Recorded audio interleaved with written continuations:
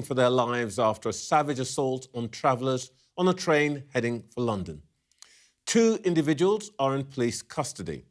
We know nothing of their identities or their motives, but we'll be keeping you up to date during the programme. Later, I'll be talking to the Defence Secretary, the chairman of the Conservative Party, and the man who changed the way we report on the royals, Andrew Morton, author of Diana, Her True Story. But first, let's find out the latest from the horror in Huntingdon. Our correspondent is live at the scene in Huntingdon. Ollie, what's the latest that we know this morning? Well, Trevor, this investigation is continuing here at Huntingdon train station. The police behind me are continuing their searches of the train. We've seen officers in the car park, and we know that they will be trying to get as much information from on board, be that forensic information or the CCTV of everything that unfolded, because when this train departed from Doncaster at 6:25 yesterday evening, the passengers on board will have had no idea of the events that were about to unfold an hour later. Most of them, we've heard, were sitting down, just enjoying that journey. Some of them, as is often the case when you're on a train, had their headphones in, listening to music or watching something on their phone, only then to see passengers streaming past them in the aisle. And as one man took his headphones off, he heard them say that somebody has a knife, and that person was then walking through the train carriages indiscriminately, stabbing people, it seems at random, causing chaos and panic. People trying to get away as fast as they can. There was jostling. People had been caught underfoot, is what we'd heard, and others locked themselves in a toilet. One eyewitness is said to have said that people were saying, "I love you." There was another person who said that there was blood everywhere in the train. So this will have been an absolutely horrific incident that was unfolding between Peterborough train station and Huntingdon train station.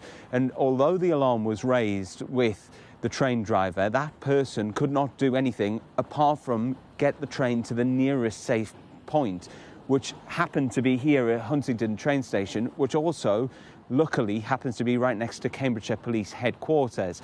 Now, the train driver alerting the authorities, Cambridgeshire Police, the local ambulance service and British Transport Police, who were able to rapidly get a team here. And we saw just how many emergency services were in the car park here waiting for that train to arrive. Armed police officers then running down the station platform, declaring Plato, which is the code word used whenever there is believed to be a marauding terrorist attack. Now, this has not been declared an official terrorism incident so far. Counter-terrorism police are investigating. That Plato declaration was later rescinded. But for everybody who was on board this train, there is no doubt that this was a terrifying incident. We heard from another eyewitness that spoke to Sky News how the suspect, or one of the suspects in this case, had been tasered by police officers, and then everybody who was on board the train taken off. People were interviewed. Those who needed medical assistance were treated at the scene as best as they could. 10 people taken to hospital. 9 of them have got life-threatening condition. All the while, this train line remains suspended with huge delays expected across the LNER network between here and London throughout the rest of the day. Ollie, thanks for that. We'll no doubt be coming back to you during the morning. Let's get some immediate reaction to events in Huntingdon, the ongoing investigation now in place, from our panel. The editor of The Spectator and the former Secretary of State, Michael Gove, Financial Times columnist Miranda Green, and editor-at-large of The New Statesman and LBC presenter Andrew Marr. Miranda, this is grim, isn't it? It is grim, and actually looking at those pictures from your correspondent, it's the very ordinariness of the scene that makes it so shocking, isn't it? We have had attacks of various sorts on transport networks in the past, both terrorist incidents, but also people with very serious psychotic conditions laying into ordinary members of the public, and it's extremely disturbing. I mean, the Home Secretary has urged everyone not to speculate, and we don't know very much at the moment, so we should be obviously careful what we assume, but it's very, very upsetting. Michael? People will be waking up this morning thinking, it could have been me. This was a standard train journey, exactly as Miranda says. The circumstances are ones with which anyone can identify. And the horror, as brought out by Ollie, of sitting there on the train, headphones on, reading your copy of the New Statesman, the FT, whatever, and then suddenly seeing someone run past you, screaming because there's been a knife attack, knowing that you're in an enclosed space. That's something with which all of us can identify. It's the stuff of nightmares. And again, as you and Miranda have pointed out, inevitably people will speculate, how could this have happened? What was the motivation? What sort of madness was driving someone to do this? And as you've pointed out, given that 2 people were arrested, that will inevitably provoke additional speculation, because they might think, well, it can't have been a lone lunatic. But we don't know at this stage. It may be that 2 were arrested, but only 1 may be charged or prosecuted. So at this stage, we do have to exercise care. We have to be absolutely very, very careful. Michael's quite right there. It's either madness, or what we now call mental health, or it's terrorism. Everyone will want to know which. I would say the only other thing is that it would be absolutely lethal for the police to try to hide anything that they know at this stage. The country is already very, very suspicious, and the police will have to act very fast this morning. OK, well, hopefully we will get to know more while we're on air, but let's get some more reaction, this time from the government. Just a few moments ago, I spoke to the Defence Secretary. John Healey, what do we know about this dreadful incident at Huntingdon? Well, the facts are still emerging overnight. My team's been in close contact with the Home Office team. This is close to home. This was the very service that my wife and I, Jackie, took just a few hours before this attack. It's the service I use every week to get home to Rotherham. So I can't begin to imagine how shocked and frightened those passengers were, and a huge tribute to those passengers and the emergency services for their response, because it could have been so much worse. But we know that 10 people are in hospital, 9 are very seriously injured with potentially life-threatening conditions. And we know the police are investigating, supported by the counter-terrorism police. And we need to avoid speculation. We need to let them get on and do that job. And make no mistake, the Home Secretary will update the public just as soon as we have any further facts, and the police will do the same. Well, I know that we are enjoined, I think this is the right thing, not to speculate. But with the fact that there are 2 arrests rather than a lone person, the fact that this resembles some other things that have happened in the past, and the fact that the counter-terrorism police are involved, suggests at least that still the possibility that this is a terrorist attack is still open. Is that right? Well, those are all suppositions. The early assessment is that this was an isolated incident, an isolated attack. So there's no reason for the rest of us not to get on with our lives, get on and travel to the places we need to get to. But those sorts of conclusions, those firmer assessments and that information will be provided to the public as soon as we've got them. That's true, but is this affecting the security alert status at all? No, the threat is substantial. It reflects a period of really increasing pressure on our country and uncertainty more widely in the world, a new era of threat, if you like. It's why, for me, the new era for defence that we're leading as a new government is so important. It's part of making sure that we are in a Britain that is safe at home, strong abroad. And our defence services and our intelligence agencies do a remarkable job that the public often just never see or hear about to keep us safe. This is an important point, isn't it? That we are in this era of uncertainty, but I think that in the past we've tended to think that that uncertainty plays itself out somewhere else. But it is now happening on British soil. Are we now in a new situation? We are in a new era of threat, undoubtedly. We've seen this from the sort of cyber attacks that have hit some of our big corporations, from Jaguar Land Rover to Marks and Spencer's. I see this now from the extent of the cyber attacks launched against defence every year. In the last year, the 90,000 separate attacks that we can link to other states. We can see this with the menacing of our critical infrastructure that's under the seas. So threats are no longer, and potential conflict and uncertainty is no longer the traditional type of warfare in some country miles away that few of us have heard of.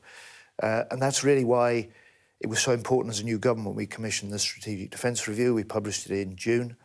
And it tells us for defence that we have to do more to make our military ready to fight, better able to deter. We have to do more to reinforce those homeland defences, and we have to do more with allies, which is why we've got this commitment to lead in NATO and NATO first, because allies in the end are our guarantee of strength for the future. That is the issue that you have to deal with as Defence Secretary, threats from other states. I want to come on to defence in a moment, but after London Bridge, after Southport, after the attack at the synagogue in Eaton Park, and now this, the impact on the public here is really, I suppose, the feeling of the risk of random attacks. You said yourself that you take this train as a matter of routine. So people go out doing their ordinary business, and now in a place where perhaps they feel at risk. What is the message to the public about that change in the environment in which we carry on our everyday lives? Well, for me, the British public are basically, we're pretty tough, pretty resilient. We're not going to be deflected from carrying out our everyday lives, and that's right. I don't want people to feel that they can't or they shouldn't, and they will. But I think it requires us all to be more vigilant about our electronic devices, about the risk of cyber fraud and cyber attack, and just be more vigilant for looking out for others around us. All right. Can I just talk to you about a couple of stories of the week? Did the Chancellor mislead the Prime Minister, whether deliberately or inadvertently, about her home rental? No. Well, she had to write a second letter, didn't she? Yeah, of course it would have been better if all the facts were established right at the start, but she responded immediately. She was alerted to the problem. She informed the Prime Minister. She rectified the lack of a licence and referred her own case to the independent advisor on ministerial standards, and he said, look, there was nothing that was done in bad faith.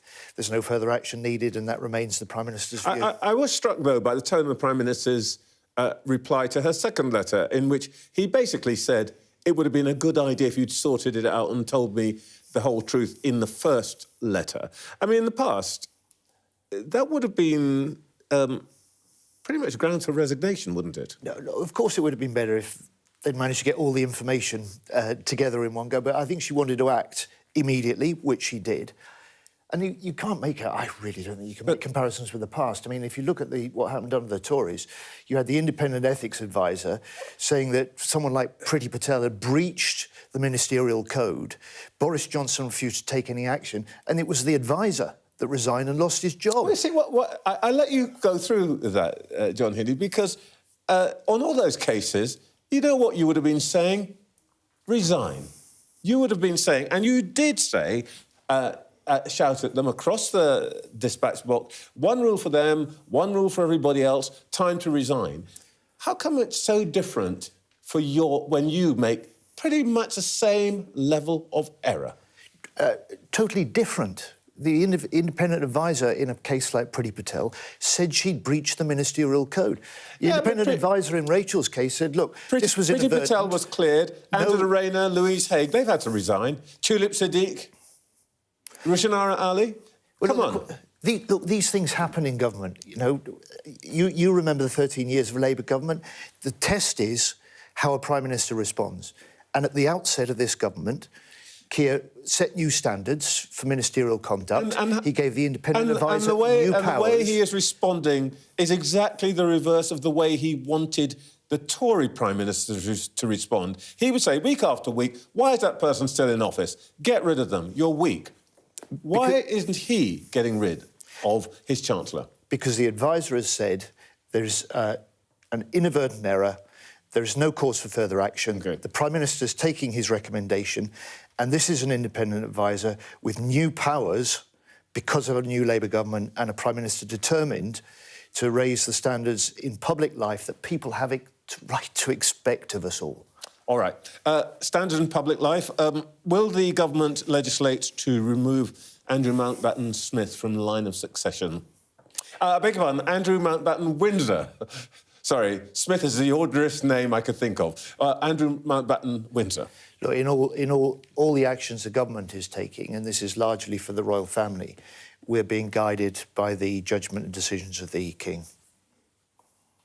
But if the King said, would you pass a one-clause bill to take him out of the line of succession, the government would respond positively? Well, look, that's a matter for the King. In the case of the field of defence, which is obviously my responsibility, again, we're being guided by the King. We've seen Andrew surrender the military positions that he's had, and we're looking now at the one remaining position he has, which is the Honorary Vice Admiral position, and we've got a process underway for that.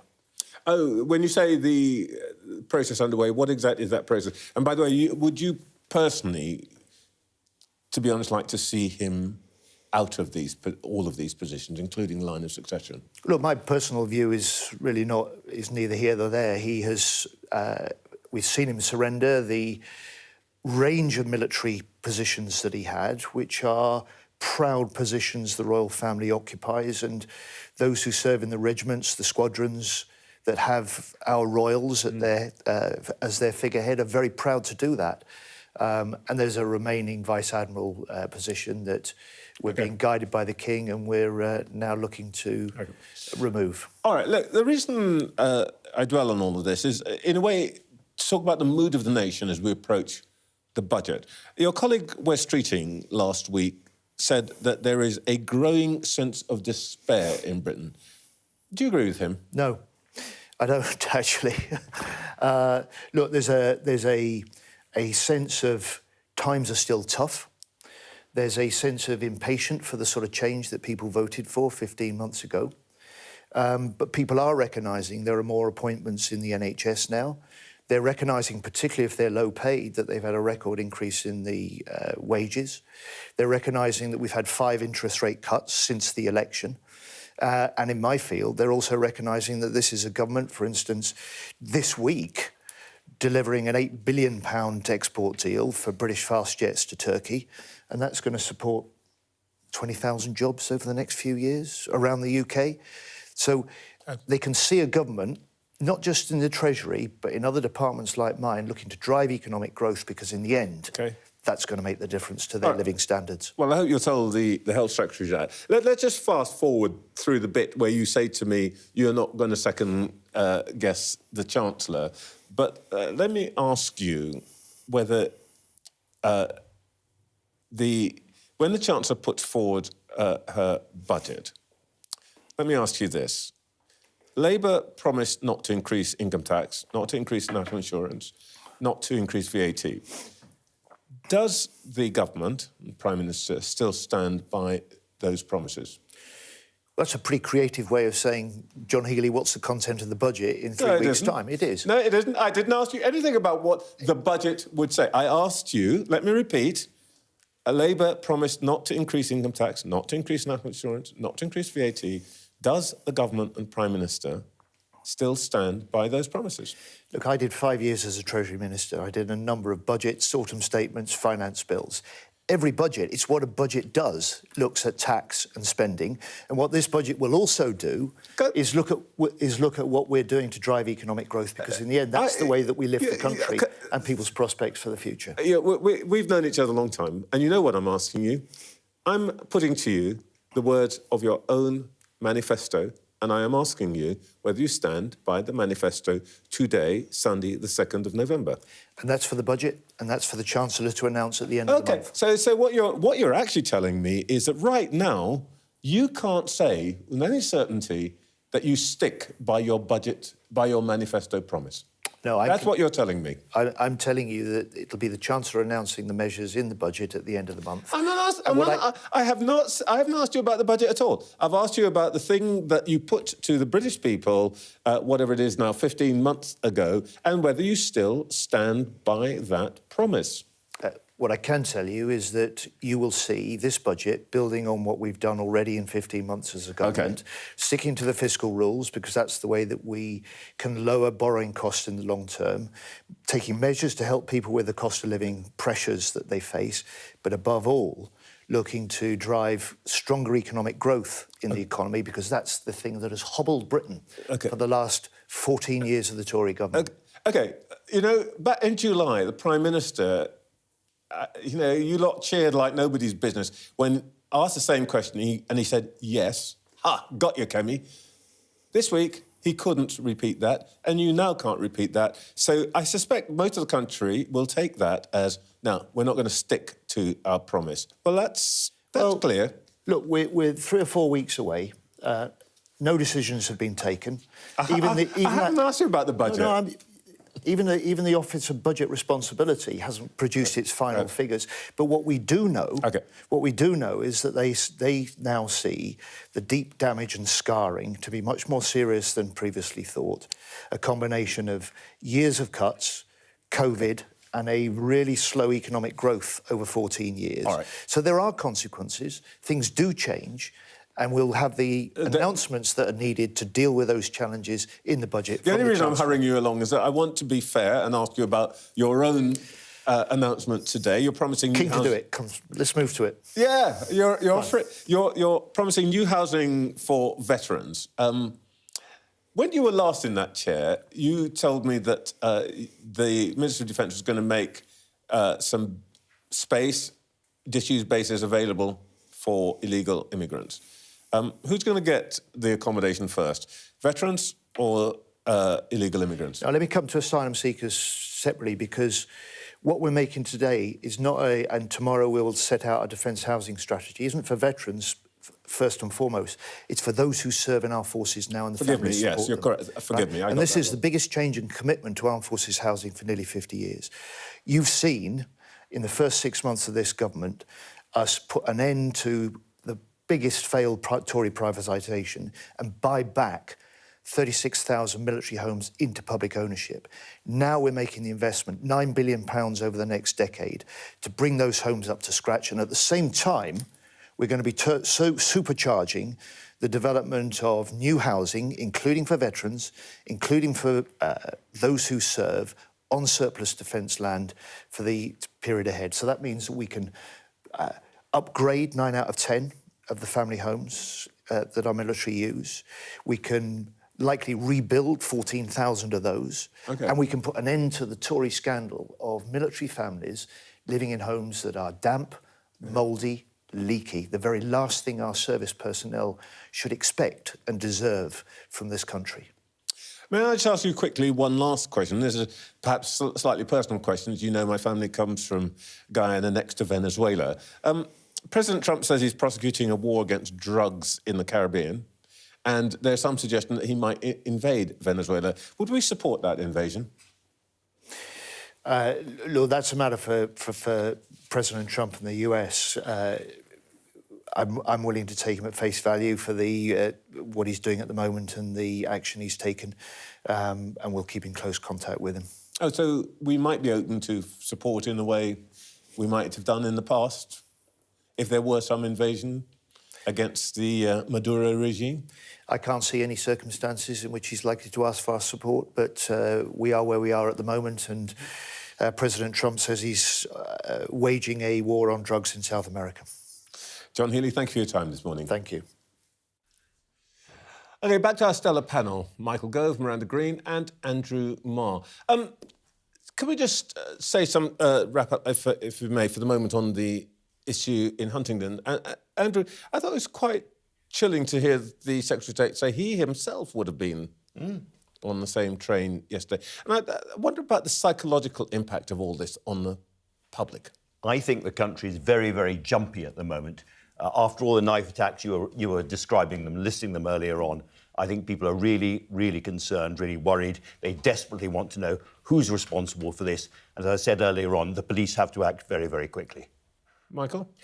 Absolutely. I think that certainly until we know more about the perpetrator and their motivation, we'll be concerned about anyone travelling on public transport. It will be natural for any parent to worry about their child if they were on a train or a tube, because the sense that if you're in an enclosed space, a maniac or someone with malicious intent can perpetrate the sort of evil that we've seen will inevitably mean that people will exercise that greater degree of caution.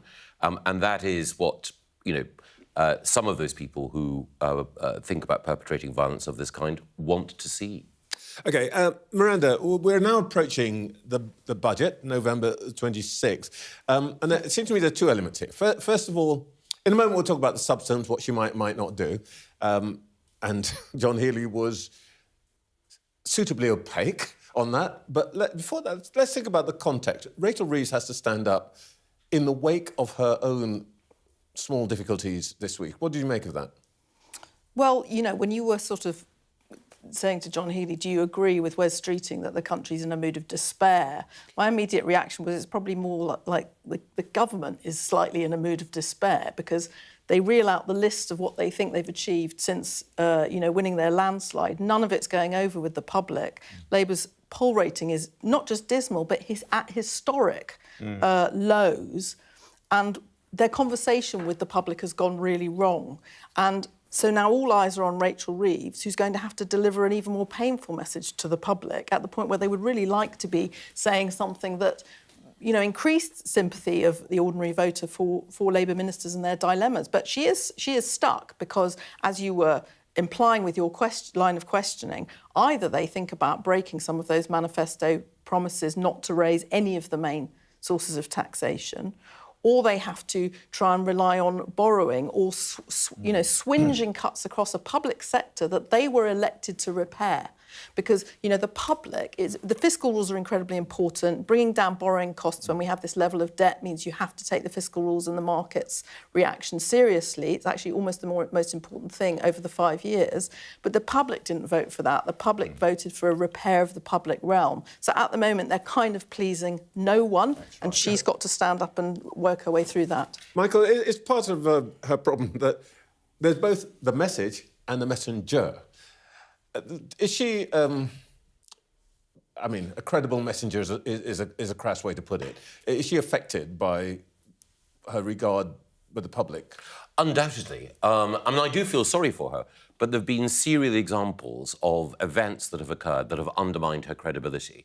From the revelation that her research team, when they were putting together a book that she'd written, had taken material from Wikipedia. I don't imagine she knew that, but certainly it had an impact on her credibility, through to the way in which there were questions about her own CV and over-claiming, arguably, economic expertise, through to that inevitably sympathetic but still credibility-undermining scene in the House of Commons when she was in tears, through to this. Each of these are unfortunate events, but there's been a series of them.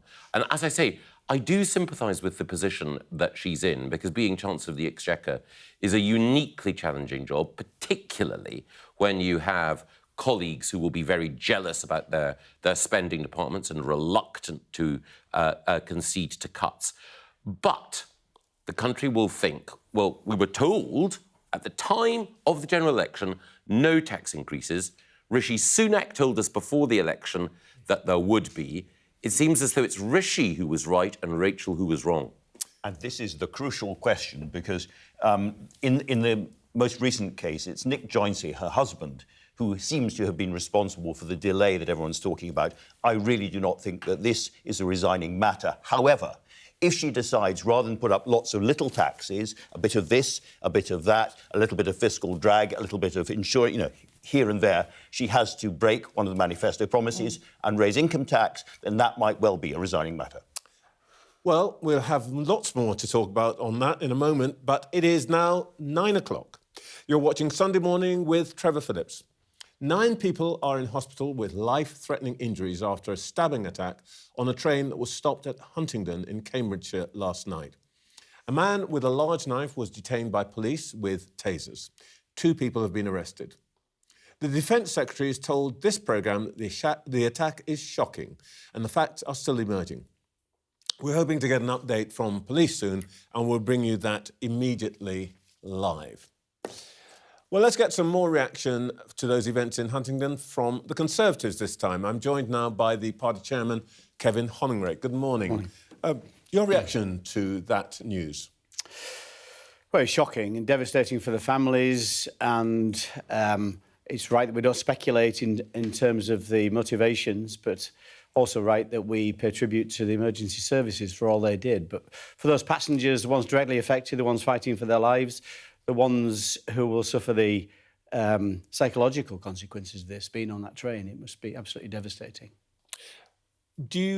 We don't know anything about the motivations, but we were just talking a little bit about the impact on, if you like, public sentiment.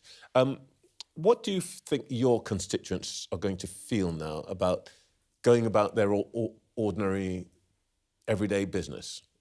Are we now about to enter a more anxious period of time? You can't let these people win, whatever their motivations. I travel on that train all the time. My 18-year-old daughter is due to travel back on that train, up that line, in a few minutes' time. So, but life's got to go on. The reality is whatever the nature of these incidents are, whatever the motivations, they are few and far between. Devastating when they happen, but we've got to carry on, and you can't let these people win. They won't win, of course. I say whatever their motivations, and there may be actions we need to take when we do find out what's happened. But for the moment, we've got to carry on. All right. It is this morning 1 year on from Kemi Badenoch's victory over Robert Jenrick, and you are now something like 7 points down in the polls from your election result. You're over 10 points behind Reform, and how can I put this politely? Nobody's listening to you. Would you have been better off with Robert Jenrick? Definitely not. I backed Kemi right from the start. She's the right person to lead the party and the right person to lead the country. The thing about Kemi is she's not willing to fall into the easy trap of telling people what they want to hear. She's going to do the work in terms of making sure we develop policies that are deliverable. That does take time. That is frustrating for everybody. You want to make sure those are the kind of things that do cut through. So the conference that we had recently, when we announced policies in terms of leaving the European Convention on Human Rights so we can stop those boats, control the borders, but also controlling welfare spending so that we can reduce the deficit, reduce the amount of money we're borrowing, but crucially cut taxes like stamp duty, which will have a dynamic effect on the economy. All those things are the right thing to do. We're the only party that is right of centre on the economy. That's the choice that people will make at the next elections. Although the polls are disappointing, I expect those polls to move, and there are some glimmers of hope. We saw a local election result only on Thursday in Hendon, which was very competitive, very strongly fought by the key parties, where we won handsomely. So we know we can win. If we get the message right, we get the air campaign right, and we get the ground campaign right, we can win. Are you reckoning that you might do well next May, then?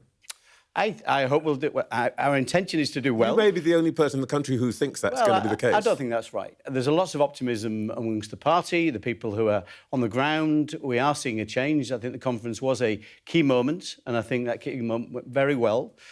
We are seeing Kemi's personal popularity improving on the back of that. So, listen, we will not be where we need to be next May, but we hope to have made progress from where we were this May.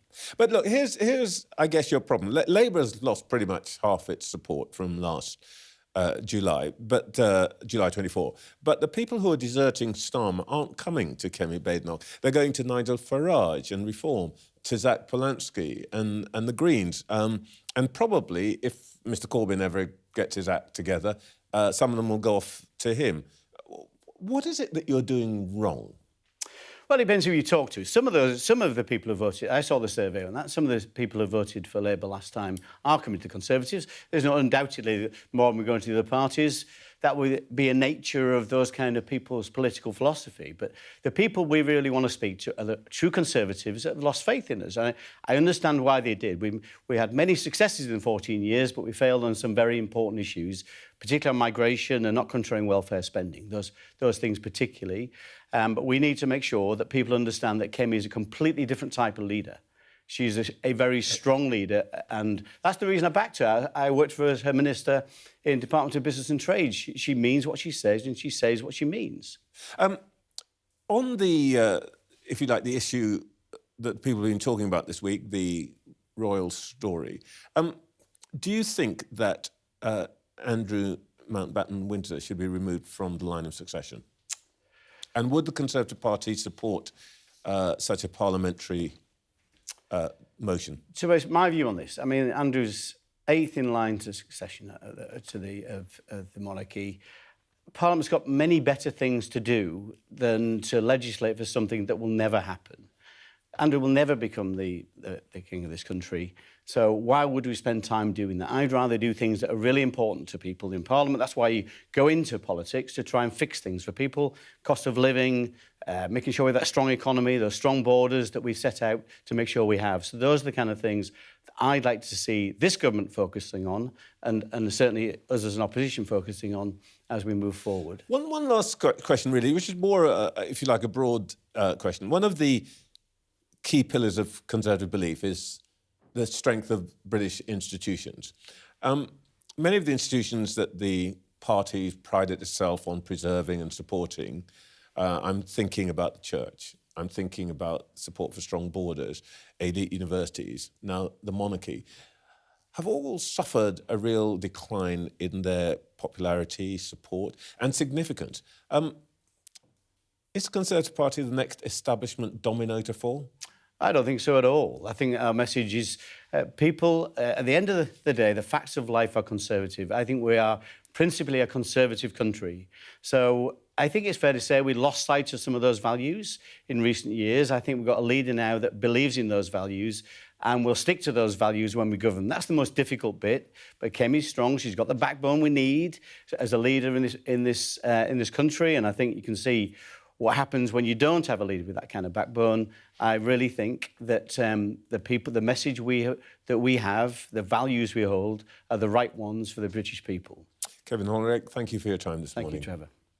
Now back to our panel, Michael Gove, Miranda Green and Andrew Marr. Michael, the Tories, I guess, have to get the agenda back onto favourable ground, let's say, for the centre-right, the strong money, all that kind of stuff. What do they have to do to make that happen? Because it ain't happening. Well, there's a limit to what the opposition can do to control the agenda. What they must do is to prepare for what they know will come in the parliamentary calendar. And as we've just been discussing, that's the budget. So inevitably, there are questions about migration and security that preoccupy the minds of the public. But if it is the case that there will be a tax increase at the budget, and I think that's pretty much nailed on, then the cost of living, the way in which each of us manage our household budgets, the impact of a tax increase will be front of mind. And as Kevin Hollerich pointed out, when you have parties on the left, which, whatever their position on other issues, are all agreed that the size of the state should increase and that taxes should rise, and then you have a Reform Party, which is, to put it mildly, I think, uncertain about its economic character at the moment, then a party that calls for, as you say, for sound money and restraint in spending and supports business is going to have its day in the sun. Andrew, I think that's true up to a point, but we must remind ourselves that Reform is still way ahead of all the rest of the parties in the polls. Nigel Farage has got a big speech, I think, tomorrow, talking again about his economic policy. He's already ditched a huge promise on tax cuts, and they are beginning visibly to think, hold on a second, we might be the next government. And Michael's absolutely right. They have to decide, are we a sort of populist party leaning on economics a bit to the left, which is where a lot of their voters might be, a lot of welfare recipients who want to vote reform, or are we a neo-Thatcherite party? And they have not decided that. They have to, and have to do that quickly as well. I think reform has possibly been overpriced over the past few months, but is now in danger of being underpriced. We are beginning to see the Conservatives coming back a little bit. That vertiginous slump in the polls is evening out a bit. Kemi Badenoch had quite a good couple of Prime Minister's questions just at the right moment when she needs them. We've got these elections coming up. I think she is in less of a threat than she was perhaps a few weeks ago, and I think the focus is turning more on the government. You know, she led the way on a lot of the questions that you have been asking over the last hour or so. However, I still don't really see her as a popular Prime Minister yet. I think the country is still looking at her with a very, very quizzical regard. And I think, you know, things like the Boris wave, that huge amount of legal migration that came after Brexit, are going to hang around the Conservatives for a long time to come. We've got some time, so I want to come back to what Rachel Reeves might actually do. Let's talk about her options in a second. But I just want to hat tip to Andrew for bringing the word vertiginous slump into conversation. Not something you see much. But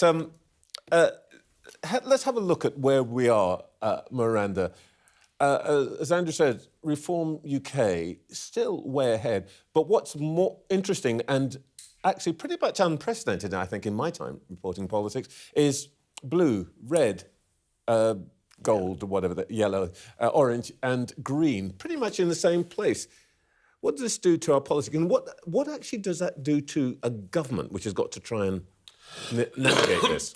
So it's really interesting, because I was thinking, as you were talking to Kevin Hollingwake, something that's been a criticism made of Keir Starmer's operation, you could also level at the Conservative leadership, which is that they've got plenty of chat and plenty of discussion of their quite flawed strategy to take on reform because of reform's extraordinary rise, but they don't, either of them, really have a strategy as to what they do from the threat from the other side. And when you've got fracturing in this sort of pattern that we're seeing here, you need to be working out how you put a coalition together from both sides and how you stop people fleeing in both directions. And what you can see here, particularly with the sort of sudden upsurge in the Green vote since Zach Polanski, who's very good on social media, although we'll see whether he's any good at anything else soon, you know, this draws attention to a pattern that's been there for a long time now, which is that both Labour and the Conservatives are bleeding to both sides, and they don't know how to do that. And it seems like a complete contradiction electorally. But can I just say one thing about the Conservatives? I've had conversations with Labour people recently who are saying, well, actually, it'd be quite in our interest if the Conservatives started to recover a bit. Because actually seeing off the reform threat is also partly all to do with this weird situation of the collapse of the Tory vote and collapse of Tory support. So actually, if Badenoch was able to turn a corner slightly, it would actually weirdly help the government as well. I think there is an even more profound, if I may say so, issue here, which is that we are all of our lives, our collective lives, we have been living in an effectively two-party system. Yes. Based on proportional, on first past the post. We now have a five-party system trying to squeeze into an electoral machine devised for two parties. And what that means is that the outcome of any election becomes incredibly unpredictable and random. I was talking to Ed Davey last week, who said that the Liberal Democrats had won a council by-election, I think down in Cornwall, on 17% of the vote. Now, in those circumstances, whatever happens at the general election, we are likely to get a government we had no expectation of, some kind of strange coalition that we didn't expect. It is a very, very random and dangerous situation. And I think, again, all our lives, some people have been saying, oh, we should have a proportional representation. And collectively, we've kind of laughed at them and pushed them to the side of the room. I think they're coming back to the middle of the room. Before we get too far into that, I want to get us back to the budget and public mood and all of that. Michael, Rachel Reeves has got to pay attention to this because the political situation is very, very sensitive. 2 or 3 percentage points, one way or another, can deliver a majority or not a majority and all of that. First of all, how does she respond to the public mood on tax? You know, what does she do about tax and spending? Well, by a process of elimination, I think she's come to the conclusion, we'll see, obviously, in 3 weeks' time, that there will have to be tax increases. So her first aim is always to ensure that, broadly, she can command the credibility of the bond markets, that Britain can borrow the money that it needs in order to fund its deficit, to pay off its debt. Why is that so important? People like Andy Burnham say, look, we can be more relaxed about this. If it's the case, because we're already paying a huge amount for our debt, if it's the case that she loses the confidence of those markets, then things spiral out of control. The cost of debt rises, the availability of money for other functions diminishes, and there could be a run on the pound. When this has happened in the past, it's been devastating for the credibility of Labour governments. And she knows that this is the thing that she must prevent happening. So how do you get the books into balance? Cut spending, many would argue. She's tried that. She tried that on welfare spending. It didn't work. Tax raises is the only option left if she's to maintain that credibility. But that puts her at odds, of course, as we mentioned earlier, both with the promise that she made and also with a significant section of the electorate. It is worth saying that Mervyn King, who was here last week, said actually she probably might have to do both tax increases and welfare cuts. He also did, of course, say she's got no plan, or if it is, it's written on the back of a fag packet. Well, I think it's quite a lot of this stuff still seems to be up for discussion inside government.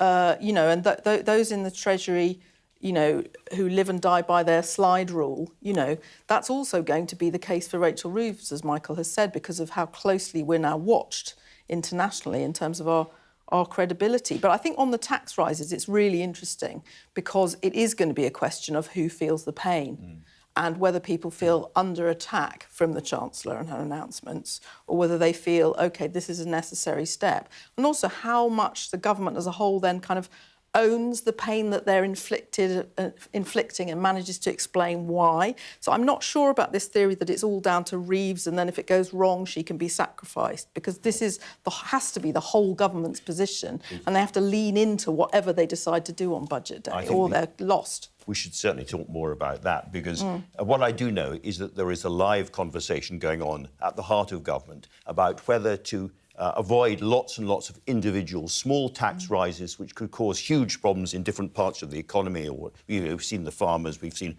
small businesses and so on, and go for an income tax rise and what the impact of that would be. Now, as it happens, I think an income tax rise for everybody, relatively modest one, would be the fairest and most reasonable way of trying to fill the hole. But it does break a solemn pledge they made at the time of the election. And it seems to me very, very hard. I mean, I'm in favour of it, if you like, but it seems to be very, very hard for both Keir Starmer and Rachel Reeves just to break that promise and move smoothly on. It was said to me a long time ago that actually the cleverest thing to do would be for Rachel Reeves to say, do you know what, I made this promise at the time of the election, but things have been so terrible since. We've had so many problems. The international situation has been such, Trump, tariffs, Ukraine, etc., that I'm terribly sorry. I have to break that promise.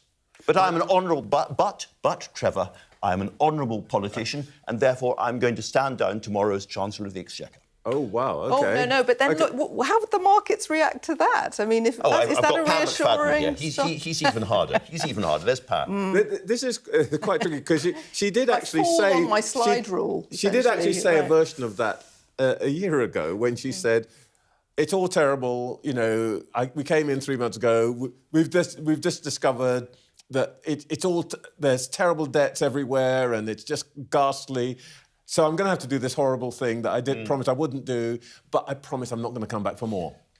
Now she's coming back. I can entirely understand the case that Andrew's put forward. It is a very honourable one, but it won't help Labour overall if such a thing came about. Norman Lamont increased taxes after Black Wednesday in 1992, 1993, and he was gone within months. But it wasn't the case that the Conservative government recovered after that. It's not Rachel Reeves' promise alone, it's Keir Starmer's promise. And so therefore, however noble that thought might be, it would affect the government as a whole. And again, I have an enormous amount of sympathy for Andrew's argument and Rachel Reeves' position. The best civil servant with whom I ever worked said, if you're going to take a tough decision, then if you're going to be a bear, be a grizzly. Go all out, own it. Make the case for the change that you want to make. But I think however eloquent the case for an increase in taxes, because events compel your hand, or so you argue, the electorate will think, you gave us a promise. You were asked hundreds of times about it. You've broken it. How can we trust you? And weirdly, I think it's become more difficult politically to break that promise. I think if after the landslide they had said, oh, we've looked at the books, those 2 national insurance cuts that the Tories tried to bribe you with, which didn't work, as we know from the polls, they turn out to be completely unaffordable. We're going to reverse those. And they probably should have done that step 1. All right, we're going to go to break in a minute, but let me just warn you. I'm going to ask you towards the end of the programme where you are on what we are now, as of this moment on this programme, I'm going to call our despair scale. Last week, Wes Streeting registered a 10 of despair. John Healey this morning, I think, was round about a 2 or 3. And I am going to ask you at the end of the programme where you all are, so think about it. Next, we'll hear from the royal author and historian, Andrew Morton.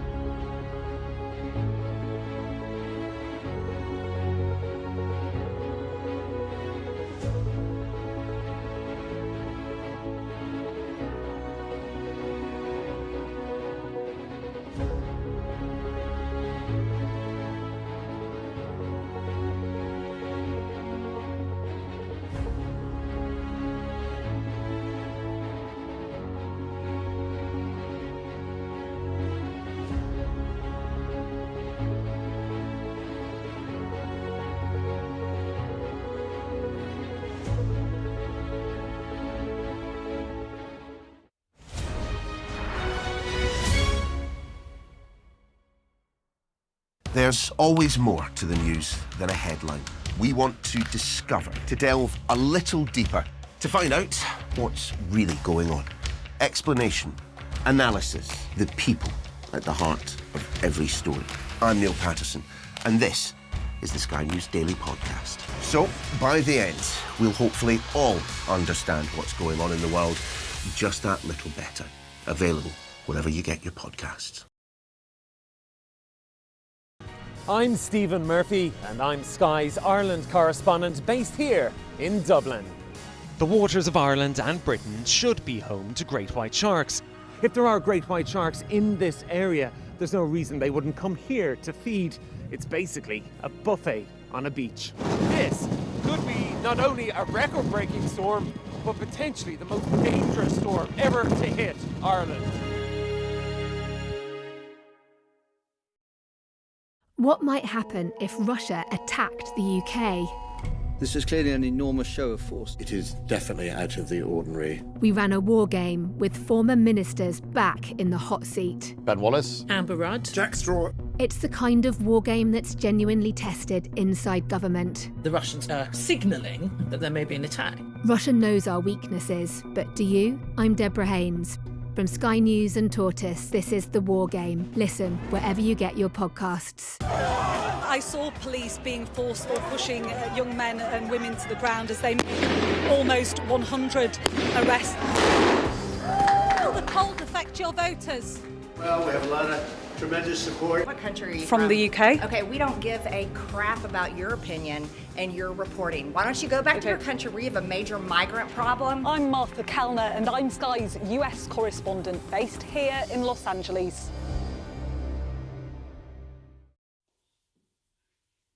Andrew is a prince, no more. But there are still plenty of questions about the future. Will there be further action against him? Has the king done enough to shore up the position of the monarchy following all the damage done by his younger brother? Well, Andrew Morton wrote the world-famous book exposing the now King Charles's affair with the current queen when he was married to Princess Diana. He's now in California, and I spoke to him a few moments ago. Andrew Morton, is it all over now for Mr. Mountbatten Windsor, or is there more to come? Well, I think there are more revelations to come, especially coming from America, where there's a committee set up to investigate the Epstein files. And given the fact that Andrew hasn't been fully comprehensive in his admissions and has gone and emails have emerged which go further than his Newsnight interview, I think that will be the fear inside the palace. Do you think the dismissal of the king's brother in this way has any real precedent? I mean, can you think of anything as ruthless, I suppose, as this? Well, I mean, you can go to the Spanish royal family, where King Juan Carlos abdicated because he was being chased by tax people and because of his various affairs. That set the Spanish royal family back, but I can't think of anything other than the abdication of 1936. And the difference between the abdication and what's going on now is that the abdication was done and dusted in a week. This has been going on for years, this drip, drip, drip of accusation and insinuation, and there's no sign of it stopping. So I would say this is an existential crisis facing the House of Windsor, and one which it will take a lot of digging to get out of the trench that Andrew's dug for them. When you say existential, do you think that this actually threatens the standing of the monarchy? It threatens the reputation of the monarchy, undoubtedly, and this is a stain on the monarchy. If the monarchy is about duty and sobriety and family values, Andrew's behaviour, as discussed by Virginia Dufresne, now no longer with us, and others, is cataclysmic. Presumably, the whole point of this exercise has been to distance the firm, as they call it, from its errant member. I mean, the core firm now is, I guess, Charles and Camilla, William and Catherine. Do you think that they can be successful, I guess, in essentially insulating themselves from well, I was going to say the Yorks, but what I mean is Andrew Mountbatten Smith and his former wife, Sarah Ferguson, for example, as well as Harry and Meghan? Well, I mean, obviously, these steps taken this week will be they will hope that has happened, but it's taken them a long time. They've not been at the same pace as public opinion. In fact, they've been behind public opinion. So you have to question how sincere those moves were and are. How is this being seen in the United States, where you are? Well, I've been doing a book tour for a quick plug for Winston and the Windsors, about Winston Churchill and the royal family. And at every venue I've been to, people have been asking about the future of the royal family, the future of Andrew, and expressing their concern. And these are generally conservative-minded people. When you say expressing their concern, I take it they're expressing concern for the royal family that rather than for Andrew? Oh, yeah. Obviously, expressing their concern that the royal family will be damaged by this and that their own respect for the royal family has diminished. So this has had a knock-on effect because we often talk blithely about the royal family exerting soft power. If people are just holding their noses when the royal family are mentioned, then you've got a problem.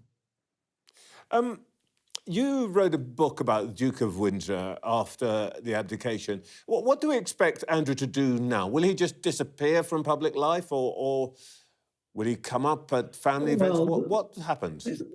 It's a good point. I mean, the Duke of Windsor did want to return to Britain, but he was effectively exiled and spent his middle years and the rest of his life going from New York to south of France to West Palm Beach. I would firmly predict that Andrew will have his cottage in Sandringham provided by the King, but he will have some places in, I don't know, Abu Dhabi, Switzerland, Guernsey, all these places where people who have been ousted from their own countries go to live. There's a train here, isn't there? Does the royal family have a problem with spares? I mean, going backwards, Harry, Andrew, Margaret, the siblings of the monarch. And in a funny way, I suppose, after the abdication, Edward became the equivalent of a spare. Yeah, it's a good point. I mean, the spare has it easier than the heir because there's rather more latitude as to what they can do. But at the same time, they've been offered all the gifts that mankind can offer them, and they can indulge themselves and they can go off the rails because there's no set path for them. And I think the irony about Andrew's position is that he went into the traditional route of second sons, which is into the Navy, where he had a long career.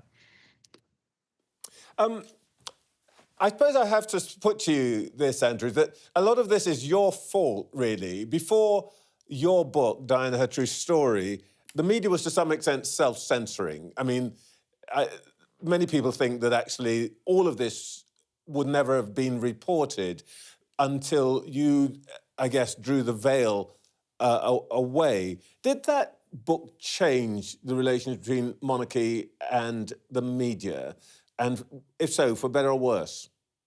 Well, I think it certainly improved matters as far as newspaper editors and publishers were concerned because they wanted more attribution in stories. So it had the effect of raising the bar.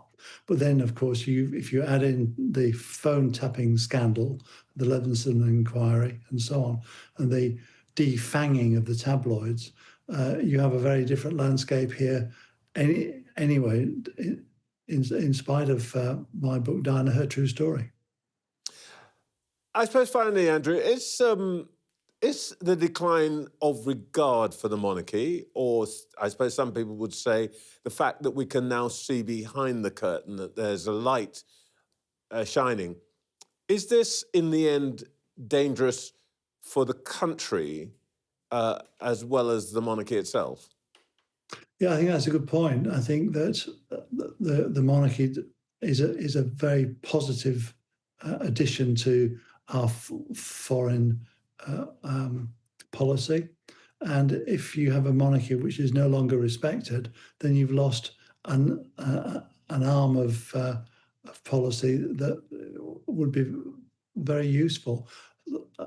We mentioned earlier about soft power, and if there's no power, then you've lost a weapon in your armoury. Andrew Morton, noted author and historian, author of Diana, Her True Story, Winston Windsor. Thank you very much for your time this morning. My pleasure. In just a moment, we'll hear once again from our panel.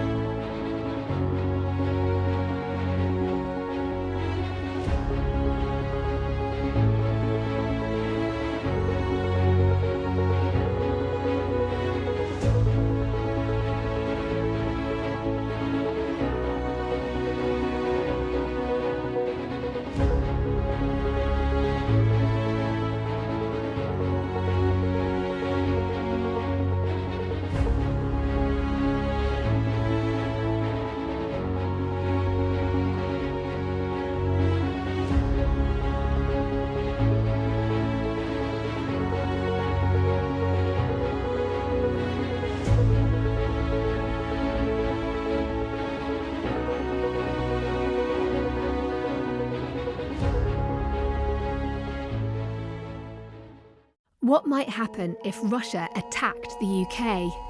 This is clearly an enormous show of force. It is definitely out of the ordinary. We ran a war game with former ministers back in the hot seat. Ben Wallace. Amber Rudd. Jack Straw. It's the kind of war game that's genuinely tested inside government. The Russians are signalling that there may be an attack. Russia knows our weaknesses, but do you? I'm Deborah Haynes.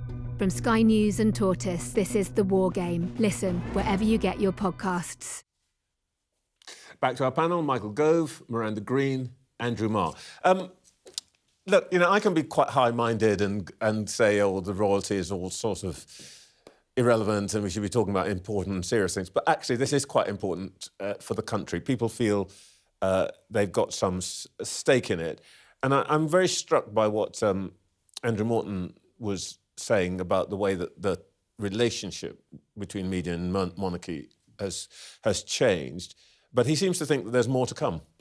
I'm sure there is more to come. I mean, people are still delving through the Epstein files in the States, and I'm sure there is more to come out there as well. I was really struck this morning by some sort of fairly big commentators in the tabloids all agreeing that the monarchy is in trouble.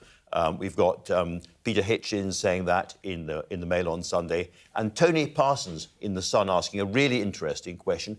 How would we be feeling? What if Andrew had been the firstborn?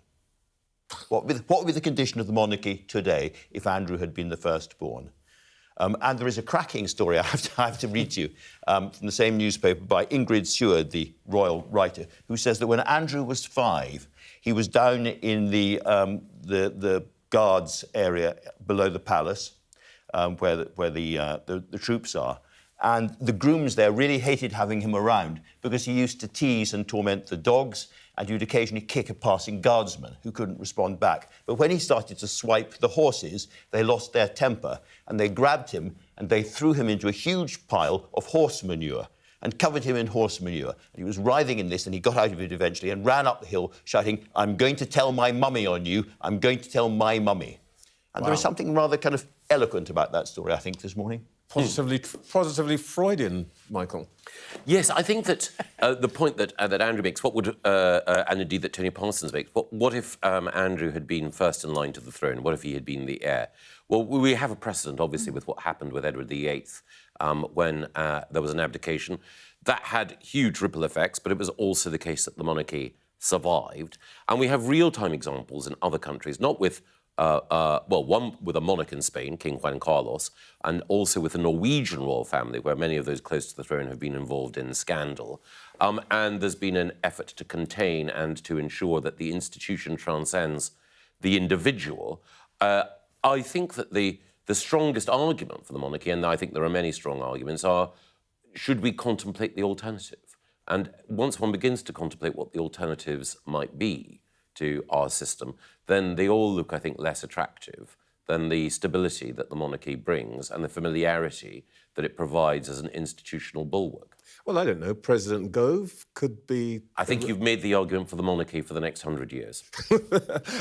President Phillips, surely, that would be more appropriate. You know what's really interesting? If you look at the polling on what people like in terms of how the monarchy and the individuals within it present themselves, because as Michael says, the important thing is to try and ensure a situation where the individuals don't bring down the institution. People still love Princess Anne.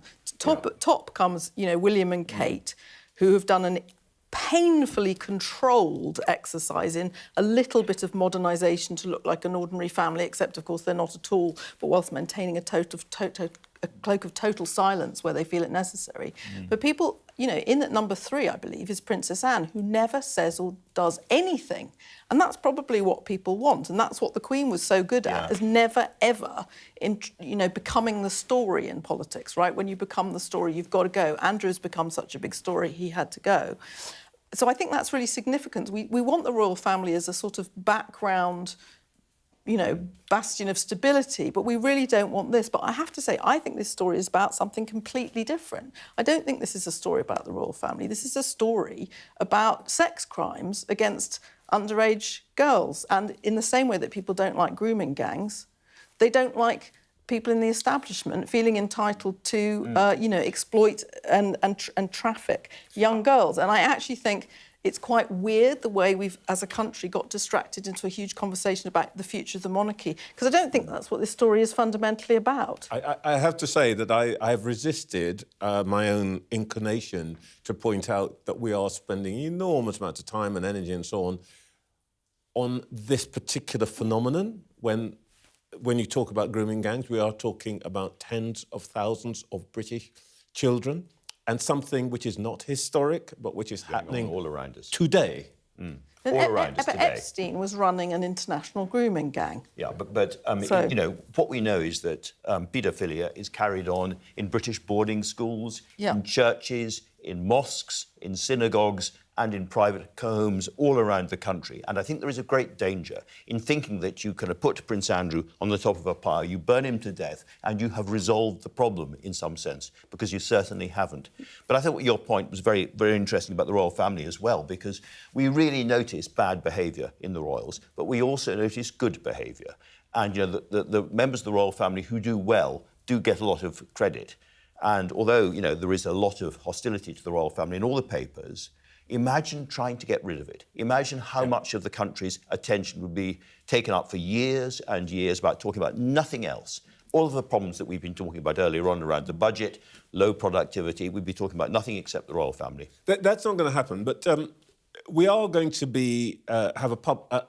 Well, there will be the public will be interested in them, but there is also a public interest in that, you know, we pay and taxes and there is a sovereign grant and all of that. The issue that Andrew Morton raised when he talked about phone hacking, I think bears on the relationship between the media and the monarchy. Prior to Diana Her True Story, I think, you know, most journalists would have been sort of self-censoring. They would have said, we can't write about this because it's, you know, the Queen, etc., etc. Now pretty much nothing's off limits, is it? And I can't have these three distinguished journalists and not discuss the issue of the media's limitations. You're right that over time a radical scepticism towards any form of authority has grown. It's naturally the job of the media to uncover what those in power don't want the public to know. But there is a realm, whether it's of personal privacy or sometimes of institutional discretion, where those who are exercising authority on our behalf can say, just hold on a moment. It may not be entirely wise for this country, for example, for reasons of national security. But you and I then write that up as a cover-up. Yes, that's the challenge, that it is very difficult for those in authority to make the case for any form of reticence over, as I say, national security questions, or any respect for the privacy of an individual. And where I think the Andrew story will move is towards the finances of the royal family. One of the arguments that was made by Andrew Loney, the man who wrote this book entitled, about both the Duke and Duchess of York, is that Andrew was, while acting as a trade envoy, also using his status and indeed the fact that the government were paying for him to travel around the globe to meet people with whom he would contract private business arrangements. And we've seen some of these questions in the past about people close to the current king. And again, I fear that for the royal family's sake, unless they can be absolutely clear in an audit of finances that every single engagement can be defensible, then there will be increased scrutiny. OK, let's go to a break. In just a moment, we'll hear once again from our panel.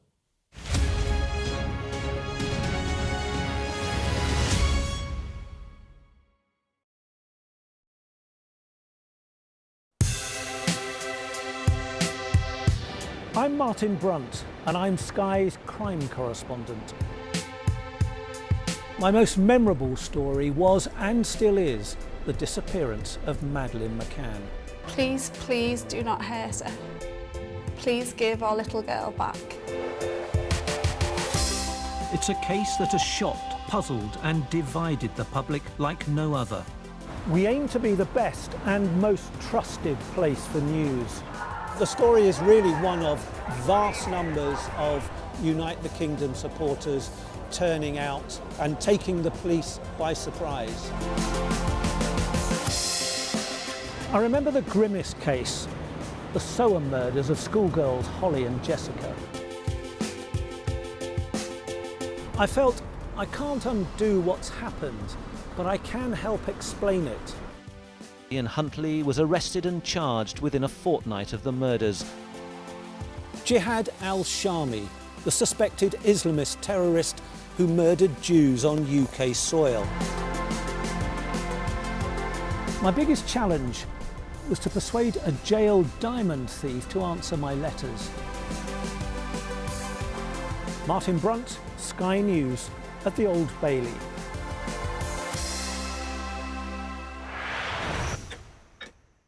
Go ahead, back white jacket. Deborah Haynes from Sky News. He called you Daddy earlier. No, he did it very affectionately. Daddy, you're my daddy. Thank you. Leicester is on its knees. They've ripped the soul out of my factory and there's nothing left. It is eerily quiet. It's constantly on the brink of capacity. There's overcrowding. It's not a new thing. It's rough. There's nothing to hide. Why aren't international journalists allowed in? Are you worried about escalation? Of course I'm worried about escalation, which is why my focus is on de-escalation. The region, I think, is on edge because they are anticipating a retaliation. Iran retaliates for the US attacks. The founding principle of the alliance, that an attack on one is an attack on all. Could Putin attack another NATO country within 5 years? I saw police being forced or pushing young men and women to the ground as they made almost 100 arrests. Will the cold affect your voters?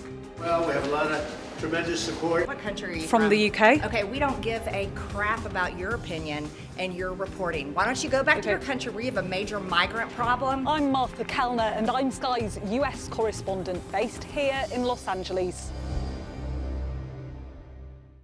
There's always more to the news than a headline. We want to discover, to delve a little deeper, to find out what's really going on. Explanation, analysis, the people at the heart of every story. I'm Neil Patterson, and this is the Sky News Daily Podcast. So, by the end, we'll hopefully all understand what's going on in the world just that little better. Available wherever you get your podcasts. Back to our panel, Michael Gove, Miranda Green, Andrew Marr. Miranda, we've been talking not so much about the collapse of authority, but the sort of steady draining of authority from some of our major institutions that, in a way, defined what it's like to be British and so on. I want to talk about the effect on politics and politicians, because it seems to me that we used to have a sort of automatic default trust in the people we elected. And if anything, now there is exactly the reverse. The assumption is that, I mean, this is something I've never believed, never liked, but this idea that, why are they lying to me? And also that they're all the same. Yeah. So it's a sort of hostility to politics as a class and as an occupation. And perhaps there are lots of reasons why the political class has done this to themselves. There's also a sort of breakdown of communication because of the way the media is fractured. We're not all watching the same 6 o'clock news. There's not the basis of the debate that's a shared basis for debate. I think there are lots of kind of things happening at the same time, which has made it difficult to have a rational argument and then make judgments and to, you know, sort of maintain that sort of relationship we were once used to. But I think individual institutions have lost trust for good reason. For example, you know, in this country, we were always very proud of the police forces as something that we could fundamentally rely on. I think a whole bunch of historic scandals now, as far back perhaps as Hillsborough, which was one of the most shocking, you know, and then now to things that have happened in Greater Manchester Police and the state of the Metropolitan Police in London. When these really, really bedrock institutions are shown to be so flawed because, you know, transparency, unfortunately, tends to reveal, and investigation by the media, since we've been talking about that this morning, reveals real wrongdoing, and trust is lost so quickly and into something that we felt was so close to us as a nation. I think it has a really fundamental effect on how we feel. But of course, that word authority, you are supposed to earn authority and deserve it. It's not given to you, and doesn't come with the title or the job or the role that you're playing. You know, I don't totally agree in the sense that I don't think it's new. I mean, I think if you look around, you think of all the scandals around Lloyd George between the wars. You think about the scandals around Wilson. You think about what happened to Harold Macmillan's government and the mockery of that. I think we have been highly sceptical about the political class for a very, very long time in this country. I think, in a sense, it's part of being British, mocking them and deriding them. And even the police, you know, Sherlock Holmes is based on the fact that the Metropolitan Police is completely incompetent. You know, that is the fundamental position of the whole Sherlock Holmes stories. And so I think it's been with us for a very long time. But I think authority is draining away, and we talk a lot about the media. I think we also have to say the media is draining away. The media that we grew up with, you know, the tabloid newspapers on the table in front of us today, are selling a fraction of what they used to sell. Very few newspapers are selling very many copies, and we have a kind of world in which there are no sub-editors anymore. There are no editors, there are no sub-editors, there are very few fact-checkers. We get it all on our phones, and I think there is a more general erosion taking place beyond what we've been discussing. I should say that every word that I speak is monitored, edited, and even now there's somebody shouting at me, "Shut up." We have plenty of editors and sub-editors, by the way. We all need sub-editors. But Michael, this has, I think, a real impact on narrowing the space on what politicians can do. Yes. So, for example, I think that in the past, a chancellor might be able to say, "Trust me," and people would go, "Oh, OK, probably knows." But the most obvious thing, and I bang on about it every week, for a chancellor right now to do would be to abandon the triple lock, save vast amounts of money, but wouldn't affect that many people, though you could do something about pensioner poverty and so on. But they can't do it. No. Andrew is right that there's been a traditional scepticism towards elites, but I think Miranda is also correct that we're living through a remarkably changing era. And I think that there are precedents actually with the middle of the 19th century, when you had massive technological change and a draining of support for traditional types of government. And during that wrenching period of social change, parties changed their characteristics, expectations change. And some things, however, even during a period of change, remain. And one of them is the rational calculation that politicians make about who votes. And the reason why the triple lock remains is that disproportionately older people vote in elections, and it is far easier... Oh, sorry. No, it's probably my mum calling me to tell me what to say. But disproportionately, not only do they vote, but also it is far easier to stop the growth of future benefits than to take away something that people enjoy at the moment. And for that reason, hitting the pension is politically very reckless. All right, you've each got 15 seconds to respond on the mood of the nation.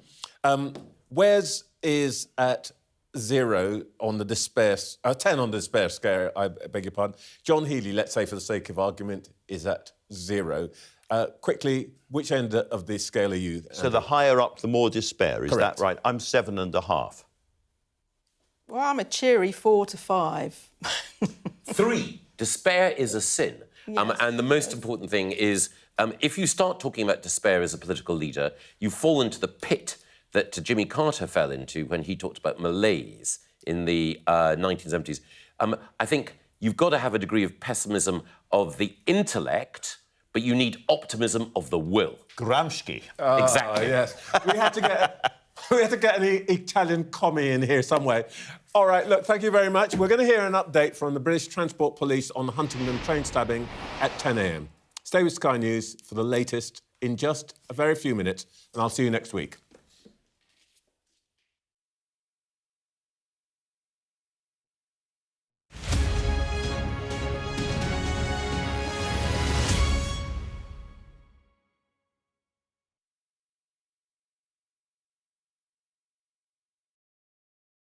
I'm Stephen Murphy, and I'm Sky's Ireland correspondent based here in Dublin. The waters of Ireland and Britain should be home to great white sharks. If there are great white sharks in this area, there's no reason they wouldn't come here to feed. It's basically a buffet on a beach. This could be not only a record-breaking storm, but potentially the most dangerous storm ever to hit Ireland.